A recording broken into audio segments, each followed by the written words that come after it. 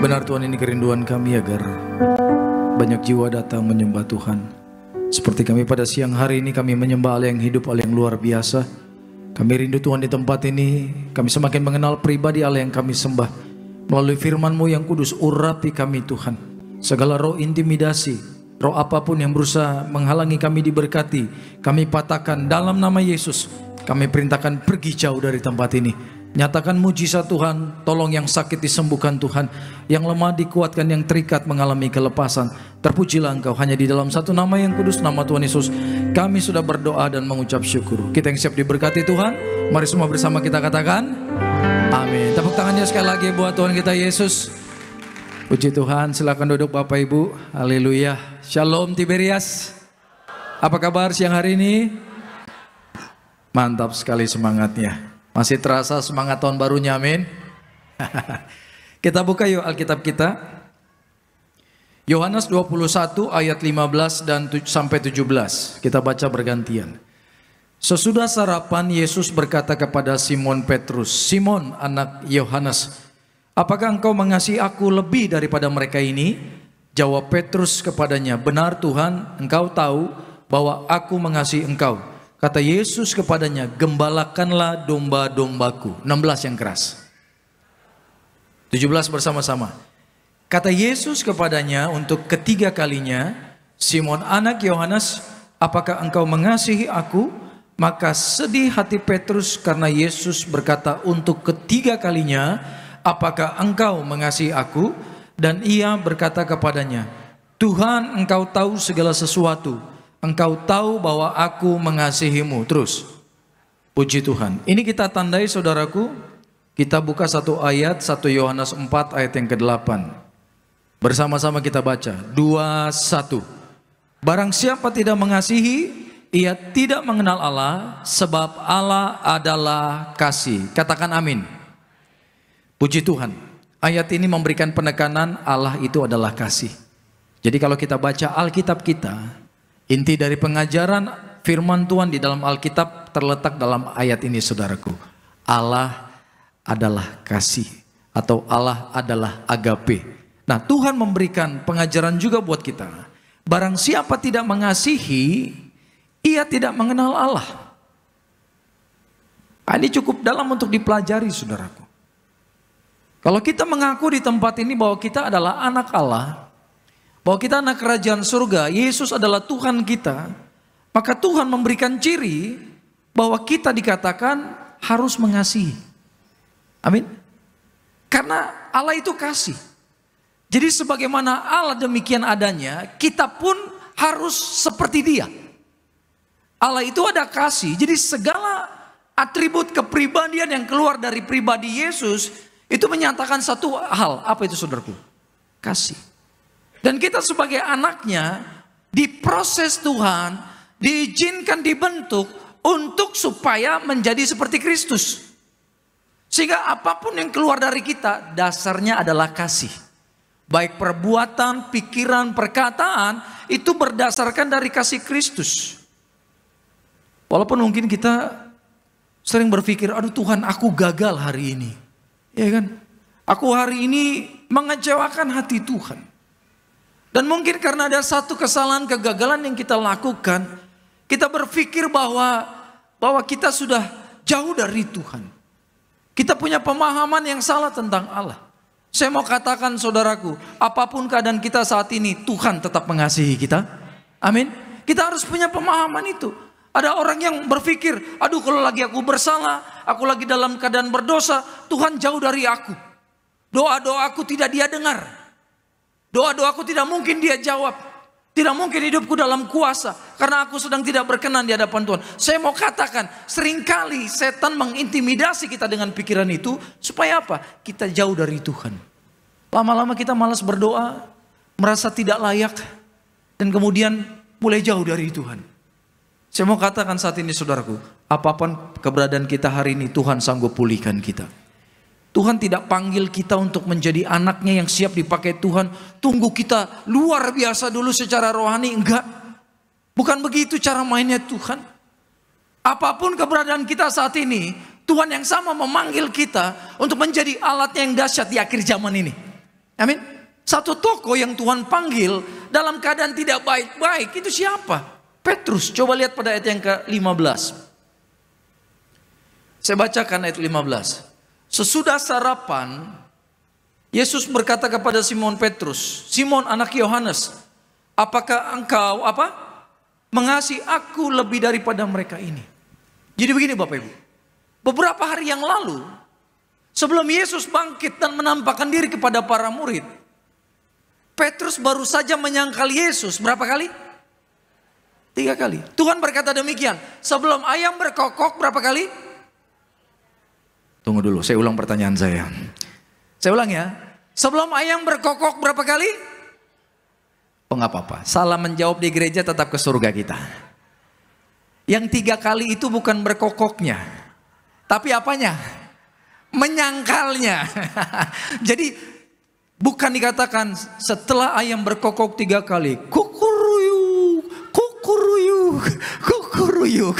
Enggak saudaraku. Yang menyangkalnya toluhali. Amin. Dipertegas nih dengan bahasa Ibrani saudaraku. Jadi sebelum menyangkal 3 kali Tuhan katakan, sebelum menyangkal ya kan, sebelum ayam berkokok, engkau sudah menyangkal aku berapa kali? 3 kali. Padahal sebelumnya Petrus dengan gagah perkasa dia bilang, Tuhan, aku rela masuk penjara demi engkau. Wih, hebat kali dia ini kan.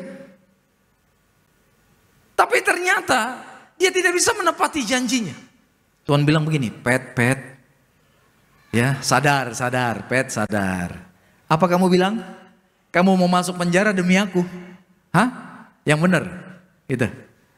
Bahkan aku rela mati demi engkau Tuhan. Hah? Apa? Nggak salah. Tolong diulang. Kau rela mati demi aku? Sebelum ayam berkokok, kau sudah menyangkal aku 3 kali. Saya percaya. Di situ Petrus langsung gunda gulana. Kenapa? 3 tahun dia bareng bersama Yesus. Dia tahu perkataan Yesus pasti terjadi. Perkataan Yesus sakti, katakan amin. Nggak ada yang salah, perkataan Yesus pasti tepat gitu. Jadi kalau Yesus berkata, kau akan menyangkal aku 3 kali. Dia berpikir, aduh Tuhan, kapan itu terjadi? Mulai deg-degan dia. Tadinya percaya dirinya tingkat wahid. Tiba-tiba langsung merasa, gitu saudaraku. Dan tepat ketika Yesus hampir habis nyawanya. Dan orang berkata, kamu kan murid dia. Apa? Petrus bilang, bukan, saya bukan. Saya gak kenal dia. Bapak Ibu bisa bayangkan bagaimana perasaan Yesus? Karena di mana Petrus menyangkal, Yesus lihat dan Yesus dengar perkataan Petrus, saudara. Ibaratnya ada teman hopengmu, teman baik. Kemana-mana sama-sama, bisnis sama-sama, dalam keadaan naik turun sama-sama. Tiba-tiba karena engkau dalam 1-2 masalah dan dia berkata, saya gak kenal dia. Itu bukan teman saya. Bapak Ibu bisa bayangkan ya, dikhianati teman seperti itu. Nah Yesus mengalami itu dari siapa? Petrus.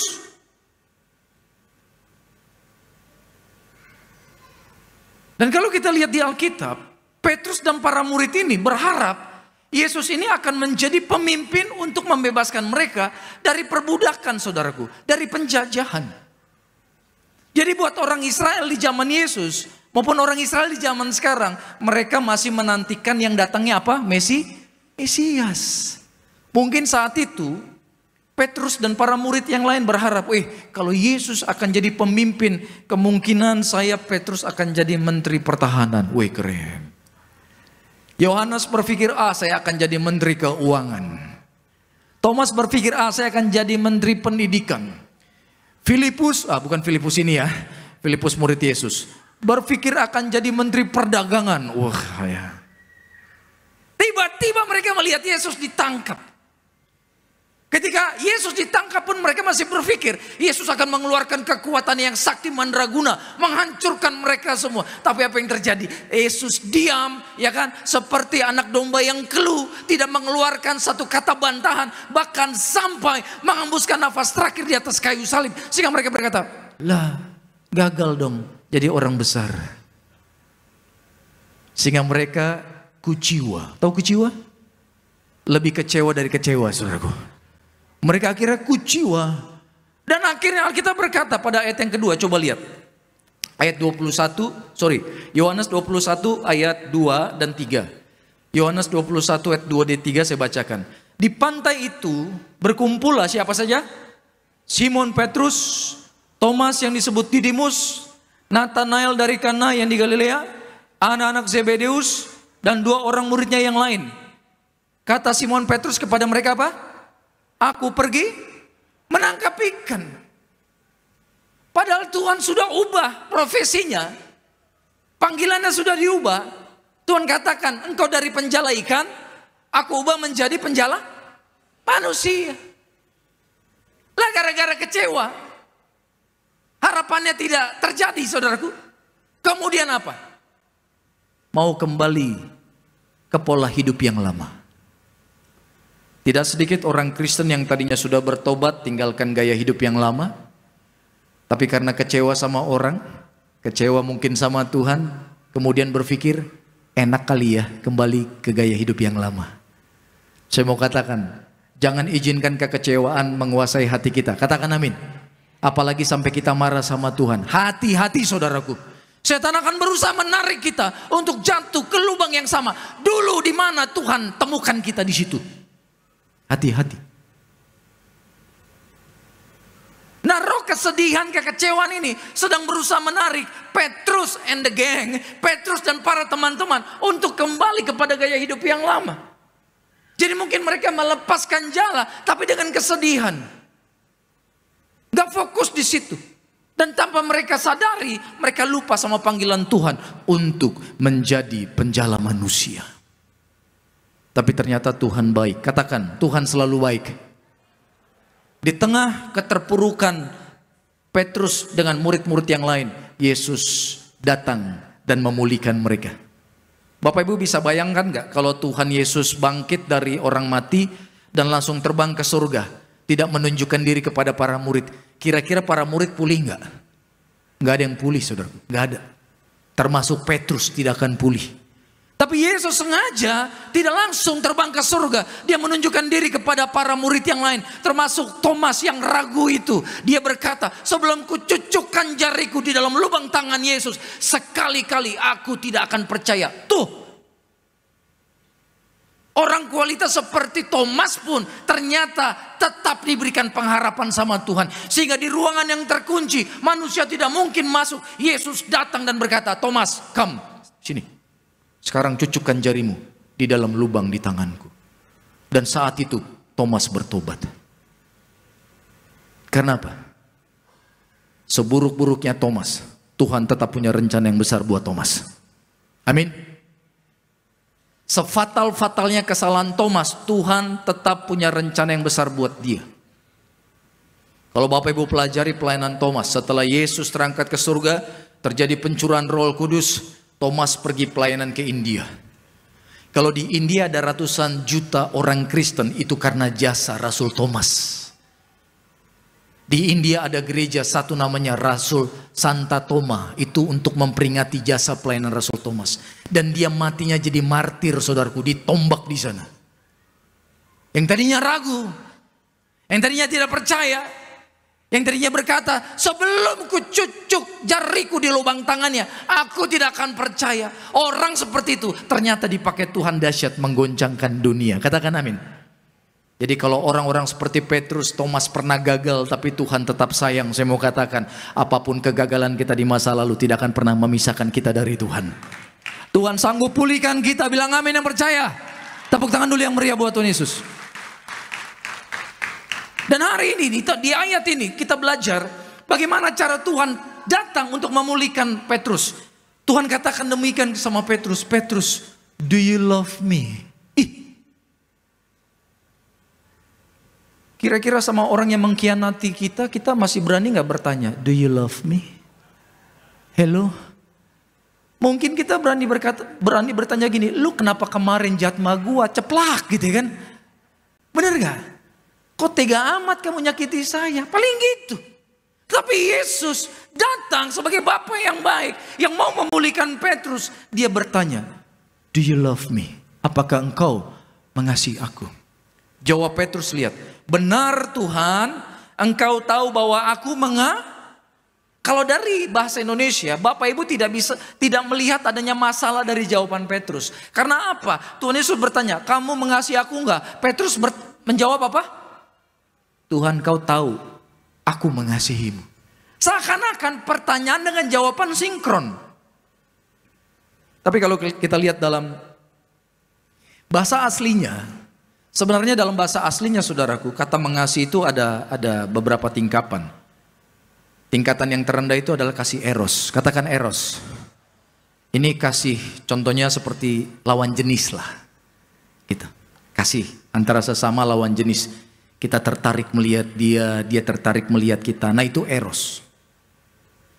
Nah tingkatan yang lebih tinggi itu kasih philia. Ini philia ini kasih persaudaraan. Sahabat dengan sahabat atau kita dengan kakak adik. Kita sayang mereka, ya kan? Itu kasih persaudaraan. Tapi di atas kasih persaudaraan ada kasih, namanya kasih apa? Agape atau agapau. Ini paling tinggi. Ini kasih yang rela berkorban. Katakan rela berkorban.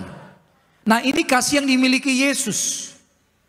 Ini kasih yang Yesus berikan buat gerejanya, buat jemaatnya, buat Bapak Ibu dan saya. Bilang amin.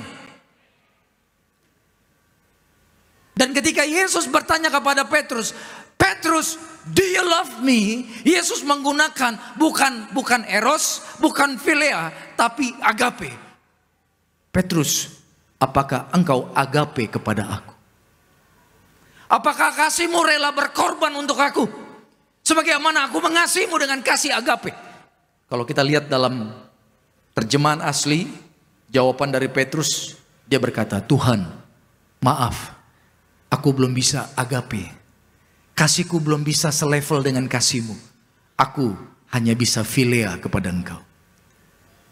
Ini ibaratnya cinta bertepuk sebelah tangan. Ada yang pernah nembak cewek ditolak? Ingat dia ngaku. Ada yang pernah ya? Bagaimana rasanya? Sakitnya di mana? Tahu semua sakitnya di mana ya? Oke, siap. Nanti kita doa pemulihan. Tolak roh masa lalu. Ya kan? Jadi Yesus sedih loh. Kalau kita jadi Tuhan Yesus, mungkin kita akan berkata, ya wes kalau kamu gak mau, aku akan berikan kesempatan kepada yang lain.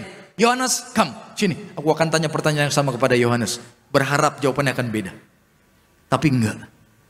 Sekalipun Petrus baru menyangkal dia 3 kali beberapa hari yang lalu.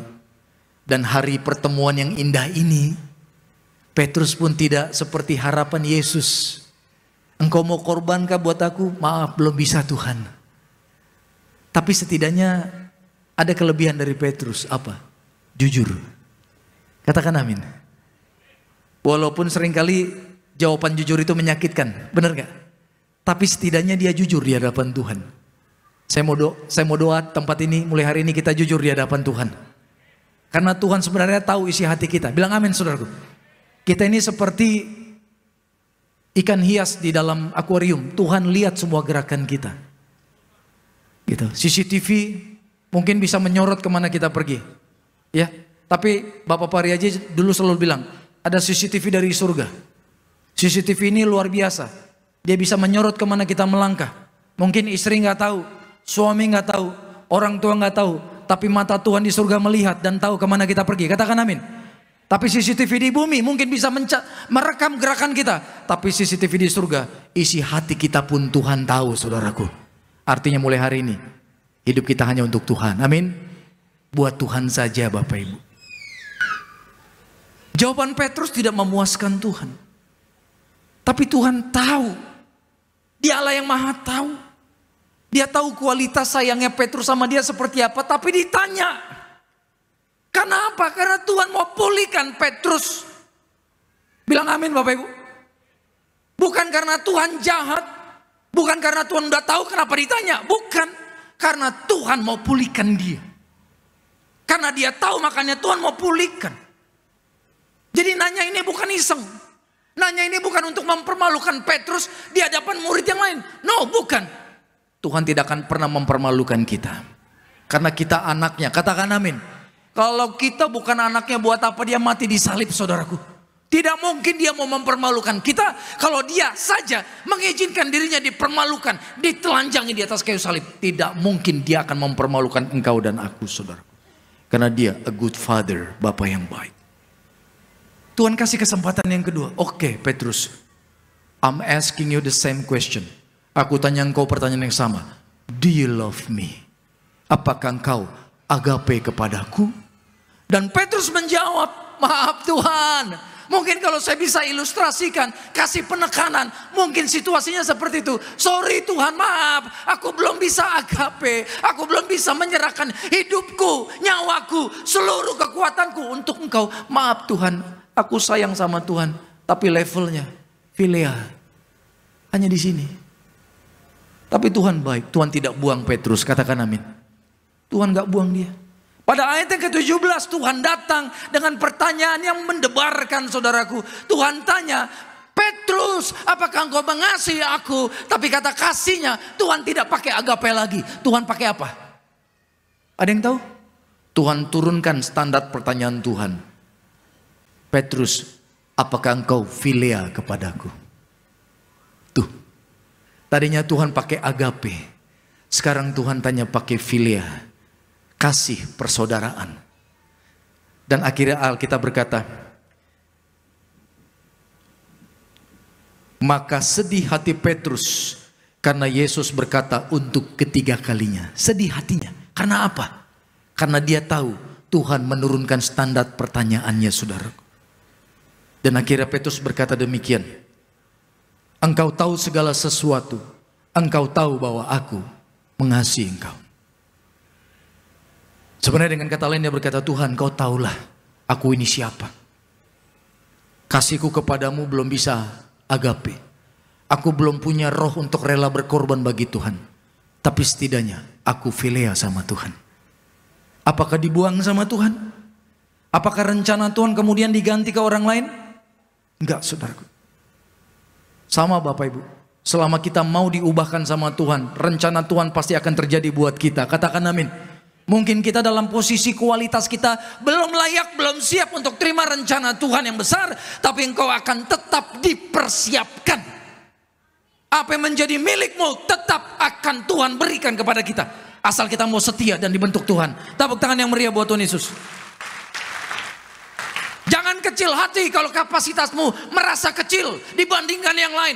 That's okay. Tuhan sanggup mengupgrade hidup kita, saudaraku. Dan Alkitab berkata, Tuhan Yesus berkata, gembalakanlah domba-dombaku. Ini keren. Saya percaya Petrus menangis sejadi-jadinya. Tuhan, aku gak layak. Tapi tetap engkau lantik menjadi pemimpin gereja pertama di dunia ini. Oh, ini dahsyat. Pemimpin pertama di gereja di dunia. Bukan orang yang super imannya. No, bukan orang yang pemberani. Rela mati bagi Tuhan. Bukan. Siapa? Petrus. Orang yang gagal menyangkal Tuhan 3 kali. Justru dia yang dilantik Tuhan. Bukan Yohanes. Bukan murid yang lain. Siapa? Petrus. Kalau saya jadi Yesus, mungkin yang saya pilih Yohanes. Tapi penilaian saya bisa salah. Kalau Yesus tidak mungkin salah. Katakan amin. Amin. Dan terbukti saudaraku. Setelah dia dipilih Tuhan. Terjadi pencurahan Roh Kudus. Ini yang menentukan. Setelah dipenuhi kuasa Roh Kudus, Petrus casingnya sama, tetap manusia yang sama, warna kulitnya sama, warna rambutnya sama, intonasi suaranya ketika berkhotbah, berbicara tetap sama. Tetapi di dalam dia ada perubahan yang besar. Dan ini pasti akan terjadi kalau Roh Tuhan masuk dalam kehidupan kita. Amin. Segala ketakutan hilang. Tadinya Petrus takut berkhotbah di depan orang-orang yang menyalibkan Yesus. Tapi begitu dia dipenuhi Roh Kudus, dia berkhotbah di depan orang-orang yang sama. Orang-orang ini justru bertobat dan menyerahkan dirinya dibaptis. Saat itu jadi warga surga. Sekali khotbah 3.000 orang bertobat dan dibaptis. Hari yang sama. Siapa yang sangka Petrus bisa demikian diurapi Tuhan, saudaraku. Katakan amin. Bahkan ketika dia mulai pelayanan, Alkitab berkata, pelayanan Petrus sangat penuh urapan. Kemana dia melangkah, terjadi kesembuhan, terjadi kelepasan, terjadi banyak pertobatan.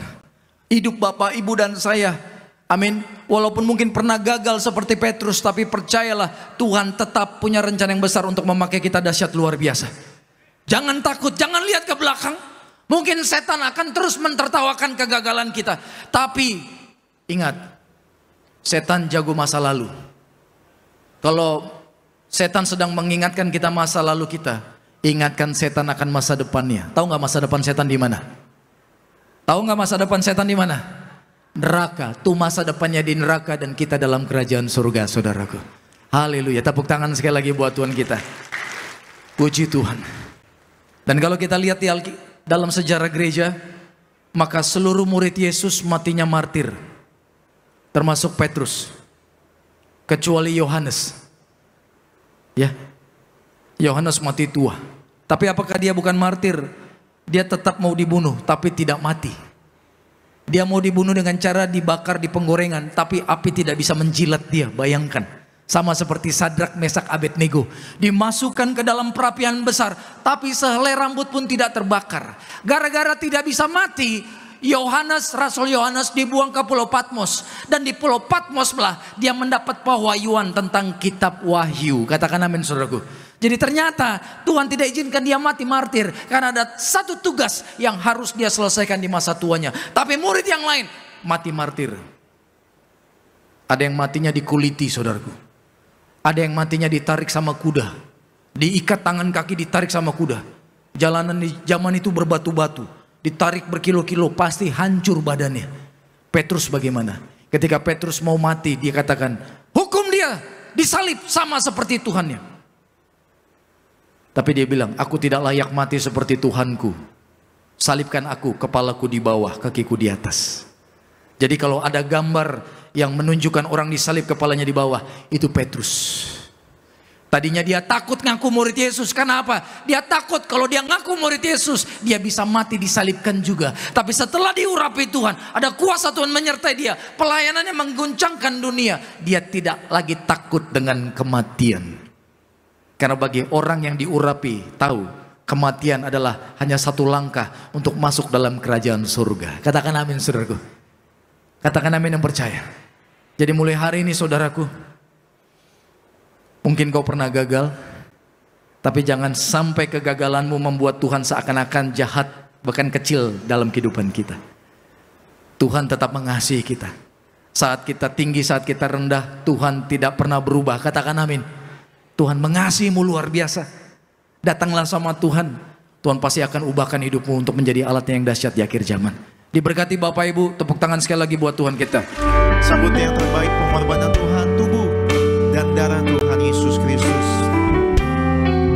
Sama-sama katakan, Yesus, kau telah mati bagiku.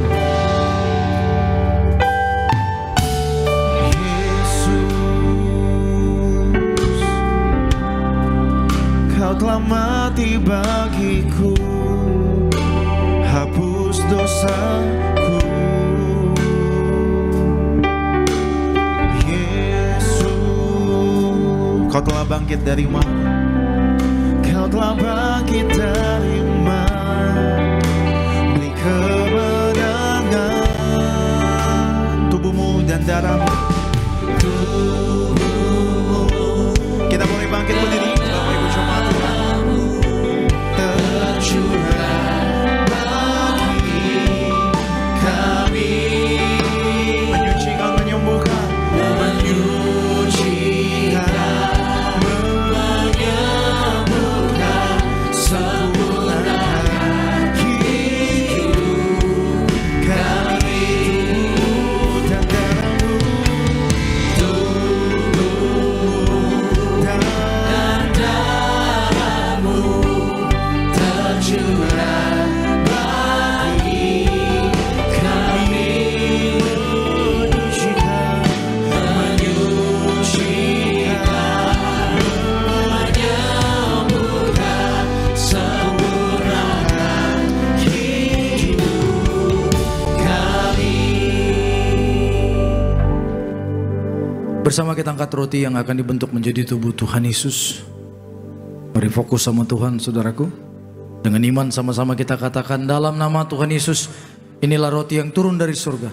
Inilah tubuh Yesus Kristus yang tergantung di atas kayu salib, Yang pertama, yang memberikan kami, keluarga kami, hidup kekal dalam surga. Yang kedua, menyempurnakan tubuhku sehat sempurna, menyempurnakan jiwa dan rohku agar dibangkitkan pada akhir zaman. Yang ketiga, tubuh Kristus yang tertombak, tertikam di atas kayu salib, agar kami bersama keluarga, bersama anak cucu, tidak terkapar di meja operasi, tidak terkapar di rumah sakit. Kami tidak lumpuh, tidak pikun, tidak koma, tidak terkapar di ruang ICU. Kami tolak kanker tumor, kami tolak leukemia. Doaku hari ini, segala penyakitku sudah sembuh, diangkat di atas kayu salib. Dalam nama Tuhan Yesus, inilah roti yang turun dari surga, inilah tubuh Tuhan Yesus Kristus.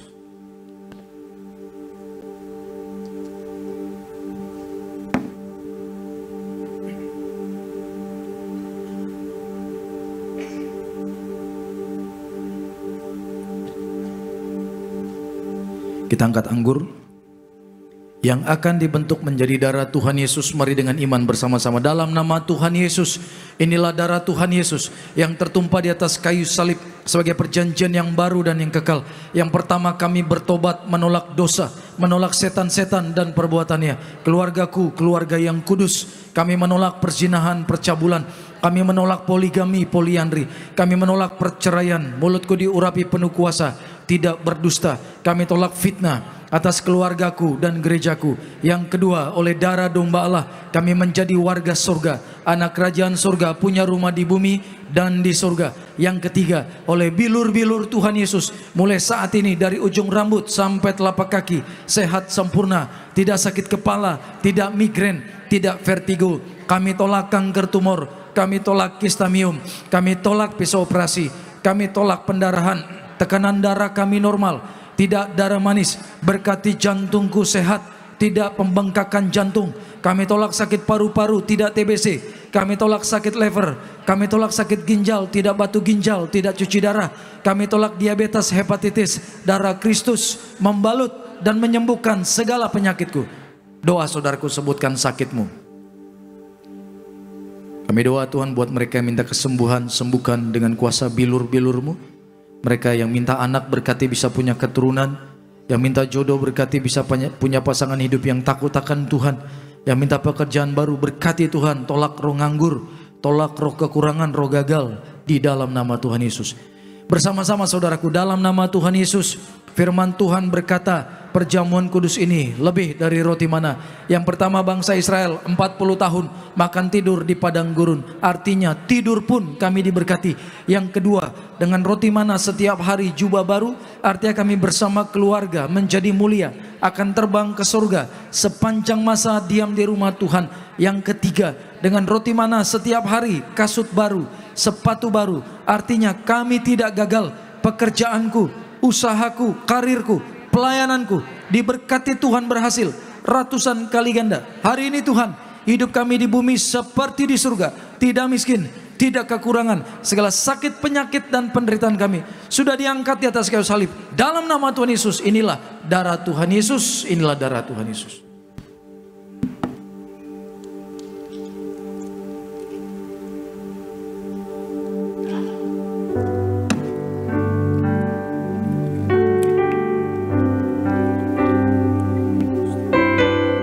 Jemaat Tuhan yang telah menyatu dengan tubuh dan darah Tuhan Yesus, kembali kita mau bangkit berdiri. Angkat tangan Bapak Ibu mengucap syukur buat tubuh dan darah Tuhan Yesus. Tuhan tinggal dalam Bapak Ibu, janji firman-Nya minta apa saja, pasti setiap kita menerimanya. Dengan iman katakan, tubuhmu dan darahmu tercurah bagi kami,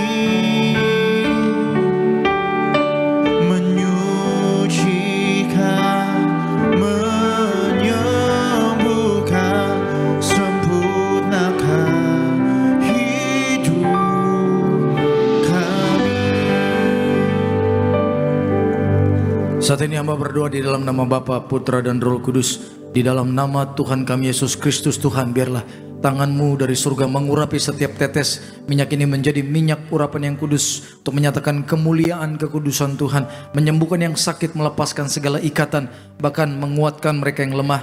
Dalam nama Tuhan Yesus, inilah minyak urapan yang kudus, Inilah minyak urapan yang kudus. Bapak Ibu yang mau didoakan bisa maju setelah kita doa syafaat. Tundukkan kepala kita. Biarlah hadirat kekudusan-Mu di tempat ini Tuhan memulihkan kami. Bawa kami untuk memiliki iman percaya bahwa Tuhan punya rencana yang besar buat kami. Segala roh intimidasi, setan yang berusaha terus meneror kami, membuat kami curiga kepada Tuhan, membuat kami meragukan rencana-Mu, kami patahkan dalam nama Yesus. Biarlah mulai siang ini kami bisa menikmati hubungan yang intim dengan Tuhan. Kedekatan yang indah yang Tuhan tawarkan buat setiap kami. Pegang kami Tuhan. Terutama di tahun baru ini kami semakin butuh Tuhan. Alkitab mengatakan dunia akan semakin tidak baik. Tapi hanya anak-anak yang takut akan Tuhan akan aman dalam perlindungan-Mu. Dijanjikan tidak akan dirusakkan. Terima kasih Bapak. Terus kami berdoa buat pelayanan gereja Tiberias.